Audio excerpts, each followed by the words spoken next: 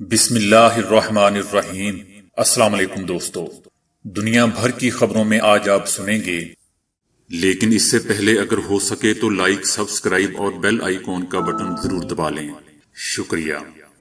China نے Bloomberg کی خاتون نمائندہ کو گرفتار کر لیا، فاروق عبداللہ کے اثاثے ضبط کر لیے گئے۔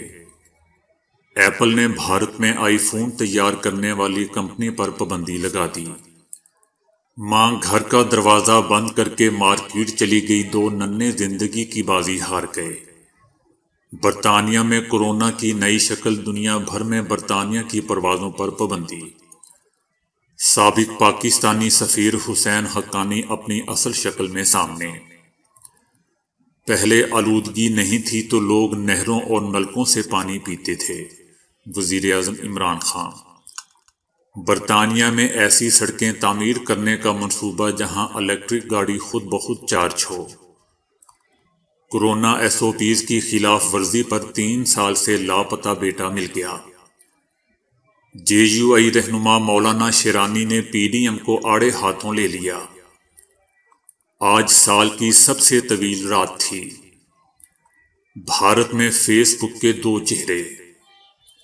فضائی آلودگی ہمارے گردوں کے لیے بھی خطرناک۔ تو آئیے چلتے ہیں اب خبروں کی تفصیل کی جانب۔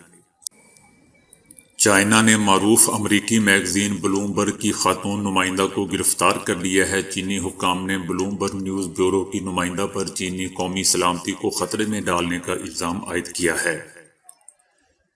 ہیز فین نامی خاتون کو پیر کے روز سادہ لباس اہلکاروں نے ان کے گھر سے گرفتار کیا۔ چائنا کی وزارت خارجہ کی جانب سے اس سلسلے میں فوری طور پر کوئی بیان جاری نہیں کیا گیا۔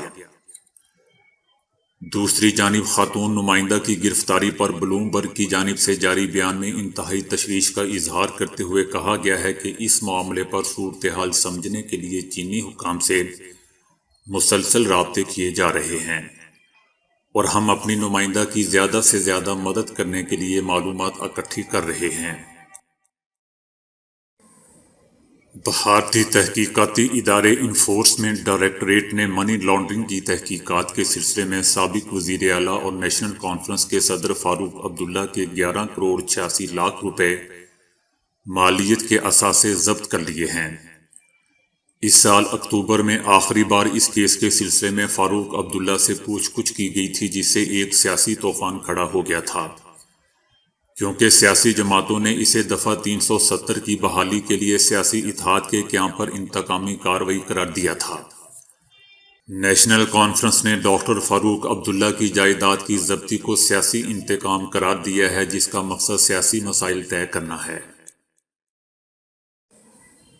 مزدوروں کی اجرت کی ادائیگی میں بے قاعدگیوں کی تفصیلات منظر عام پر آنے کے بعد ایپل نے بھارت میں اپنی مصنوعات کی تیاری پر پابندی عائد کر دی ہے۔ بھارتی ریاست کرناٹک کے دارالحکومت نرساپور میں واقع کارپوریشن میں مزدوروں کو اکتوبر اور نومبر کی تنخواہوں اور اجرت کی ادائیگی میں تاخیر کرنے پر کمپنی پر فوری پابندی عائد کر دی ہے۔ گزشتہ ہفتے کمپنی میں مزدوروں نے تنخواہوں کی عدم ادائیگی پر پرتشدد احتجاج کیا تھا، جس میں فیکٹری کی کئی عملہ کو نذر آتش کر دیا گیا تھا۔ قابو پانے کے لیے بڑی تعداد میں پولیس کی نفری طلب کرنا پڑی تھی، جبکہ کمپنی نے مزدوروں کے احتجاج سے اربوں روپے کے نقصانات کا دعویٰ کیا ہے۔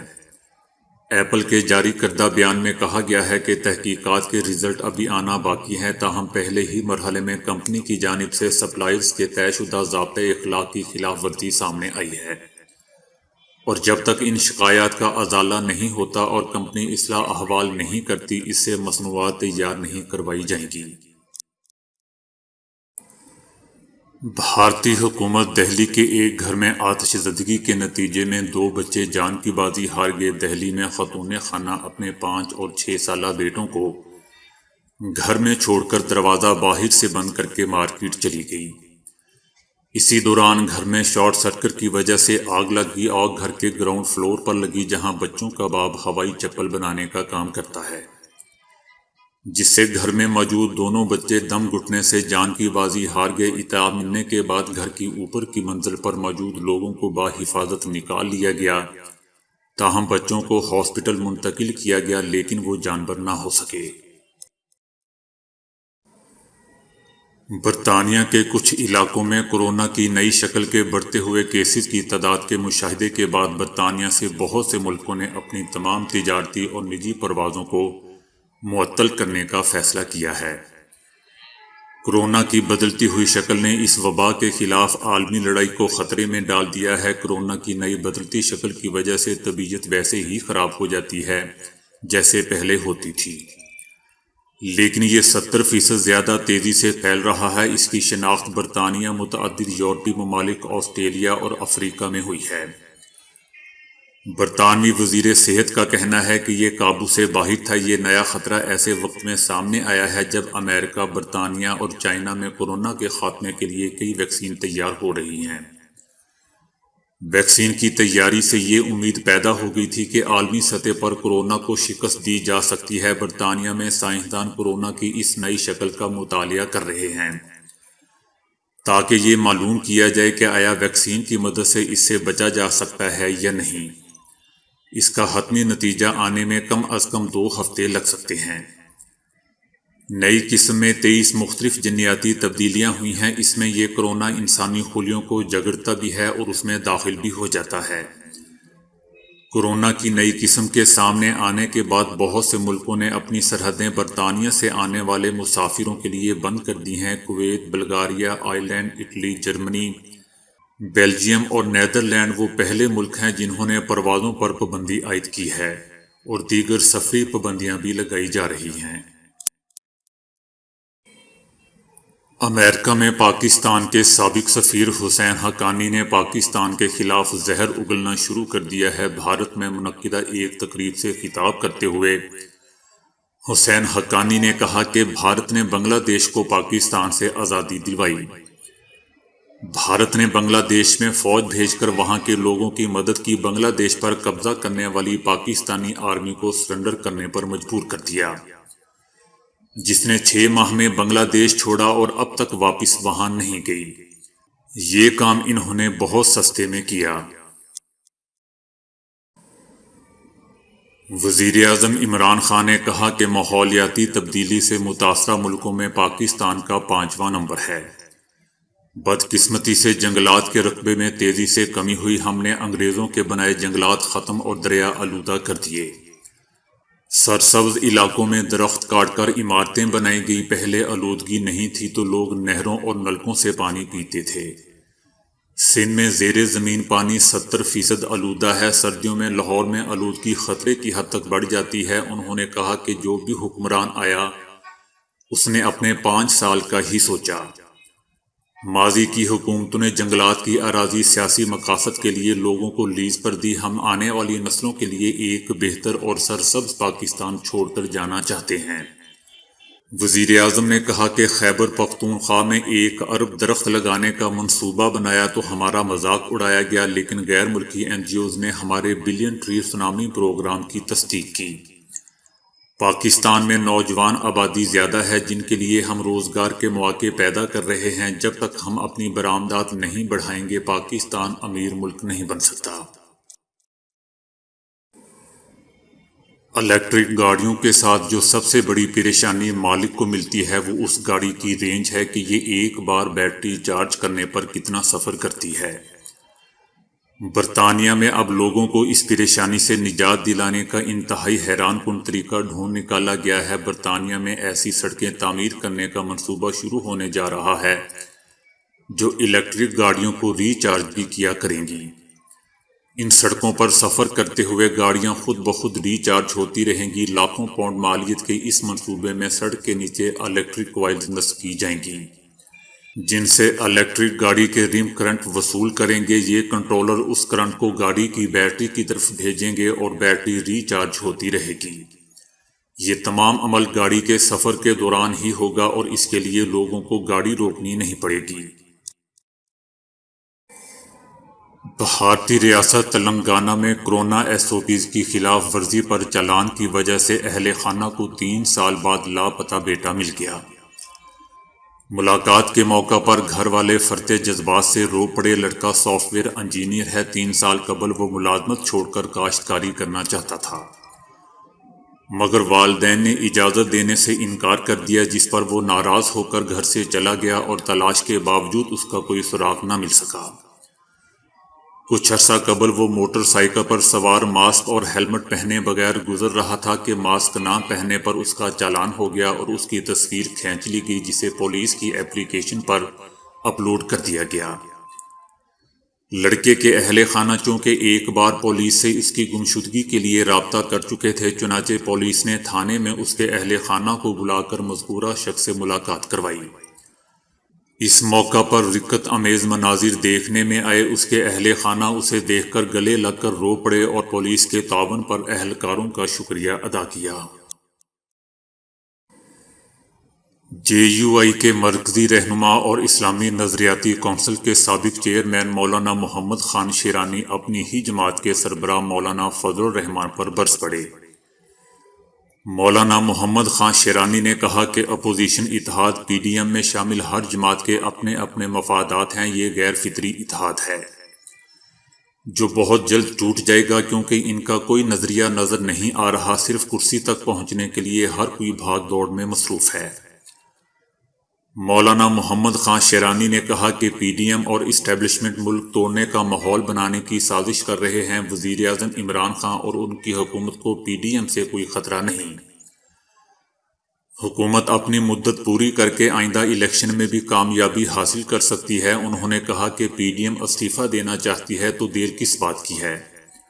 حکومتی پیشکش سے فائدہ اٹھاتے ہوئے عمرے کا ٹکٹ لے کر مکہ اور مدینہ کی زیارت کرے، یہ سب صرف لوگوں کو بیوقوف بنانے کے لیے کر رہے ہیں۔ مولانا فضل الرحمان صاحب بذات خود ایک سلیکٹر ہیں، میرا ان سے بنیادی اور اصولی اختلاف جھوٹ بولنے پر ہے۔ انہوں نے سارے علماء کو بھی جھوٹ پر لگا دیا ہے۔ انہوں نے کہا کہ ملک میں مہنگائی ایک حقیقت ہے، لیکن اب آٹے، چینی سمیت دیگر اشیاء کی قیمتوں میں بھی کمی آ رہی ہے۔ مولانا محمد خان شیرانی نے کہا کہ خطے میں لڑائی امریکہ اپنے مفادات کے لیے لڑ رہا ہے۔ مولانا محمد خان شیرانی نے مزید کہا کہ کورونا کوئی مرض نہیں ہے، یہ بھی ایک نیو ورلڈ آرڈر کی تیاری ہے جس کا مقصد دنیا پر ایک مذہب کا راج قائم کرنا ہے۔ ہمیں اسلامی وحدت کے نام پر یکجا اور متحد ہونا پڑے گا، اس کے علاوہ ہمارے پاس کوئی دوسرا آپشن نہیں ہے۔ محکمہ موسمیات کا کہنا ہے کہ آج کی رات سال کی سب سے طویل رات تھی اور سال کا سب سے چھوٹا دن۔ 21 اور 22 دسمبر کی درمیانی شب طویل ترین رات تھی۔ پیر اور منگل کی درمیانی شب کا دورانیہ 13 گھنٹے اور 37 منٹ تھا۔ اسی طرح 21 دسمبر پیر کو سال کا سب سے چھوٹا دن تھا، جس کا دورانیہ 10 گھنٹے اور 23 منٹ تھا۔ یہ موقع ہر سال دسمبر کے مہینے میں آتا ہے اور اس کی تاریخیں 20 سے 23 دسمبر تک کسی بھی دن ہو سکتی ہیں۔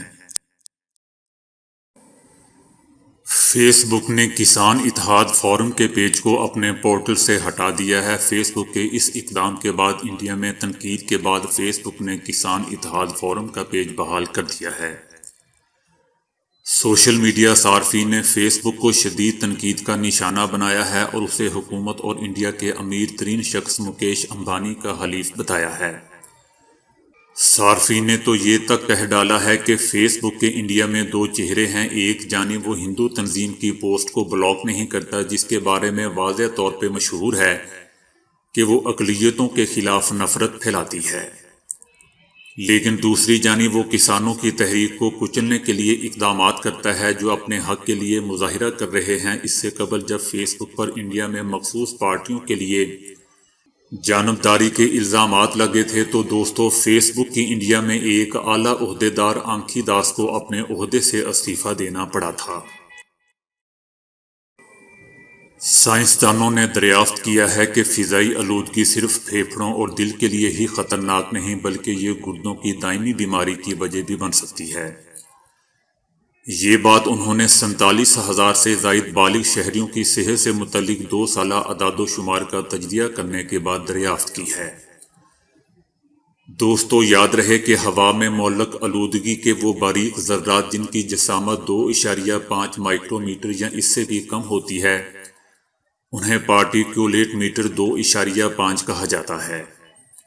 جبکہ صحت کے تناظر میں بھی انہیں تشویشناک سمجھا جاتا ہے۔ یہ ذرات اگر ایک طرف ہمارے پھیپھڑوں میں پہنچ کر سانس کی مختلف بیماریوں کا باعث بن سکتے ہیں، تو دوسری جانب یہی ذرات کئی طرح کے امراض قلب کو بھی جنم دے سکتے ہیں۔ اس تحقیق سے معلوم ہوا ہے کہ شہروں میں رہنے والے بالغ مردوں اور صحت مند بالغ افراد کے گردوں کو اس PM2.5 کی طویل مدتی فضائی آلودگی سے زیادہ خطرہ ہوتا ہے۔ اس اسٹڈی کی بنیاد پر سائنسدانوں کا کہنا ہے کہ حکومتی پالیسی سازوں کو فضائی آلودگی کے معاملے میں بہت زیادہ سنجیدگی اختیار کرنے کی ضرورت ہے، کیونکہ صحت پر اس کے نت نئے اور پہلے سے کہیں زیادہ خطرناک اثرات سامنے آ رہے ہیں۔ دوستو، اس تحقیق کی تفصیلات Journal of the American Society of Nephrology کے تازہ شمارے میں شائع ہوئی ہے۔ تو دوستو، آج کے لیے اتنا ہی۔ ویڈیو کو لائک اور شیئر کرنے کا بہت بہت شکریہ۔